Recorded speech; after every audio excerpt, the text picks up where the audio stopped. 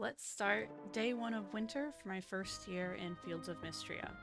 As always, we gotta start by petting our dog and then getting out here and cleaning up the plot a little bit. I usually start by clearing out all the old crops, and then I'll remove the odd log and stone as well. Next up is letting all the animals out. I'm not super good at keeping up on making them food, so I do just let them out to graze.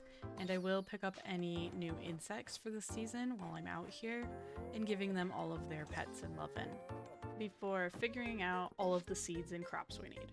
I've created a guide for most of my games, and I will have a farm crop guide for each season where I can figure out what's the best way to maximize the number of slots I have and profit as well as cost, whereas I only have 11,000. So this was in the $8,000 range, and I also wanted to get 2 pomegranate saplings because I'm building up the fruit trees for each season. Once I get all of these planted, I like to keep them in groups, usually the ones that take the longest in one area and the shorter grow days in the other one, and then adding the pomegranate trees to my little seasonal grove. When it comes to watering crops, I'm currently upgraded to a silver watering can, so that's a 3x6 area, and that does make it go a lot faster. I've also unlocked the ability that gives you a chance of getting a seed when you water an item, and that helps cut down on seed costs. Then I just go through and I clear away every little tree and branch and stone that's just in the way of my paths on the farm before doing my foraging run.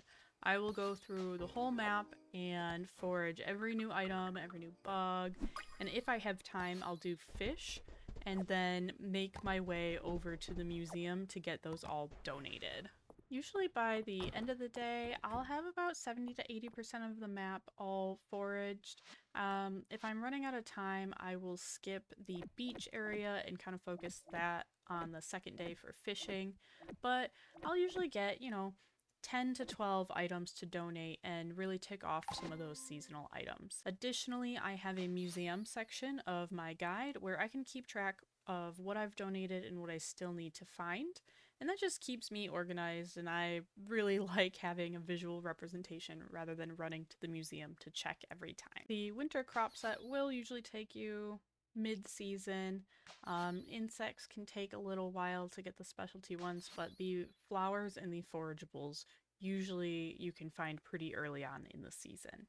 Once we are all finished up at the museum, I'll make my way back to the farm to offload all of my pockets. I have a chest for each season where I'll put all the seeds, crops, and forageables specific to that season, and I'll kind of hang on to these my first year and start selling them once I have 20 to 50 of them. The last thing of the night is to send all the animals inside so they don't get angry being left out all night.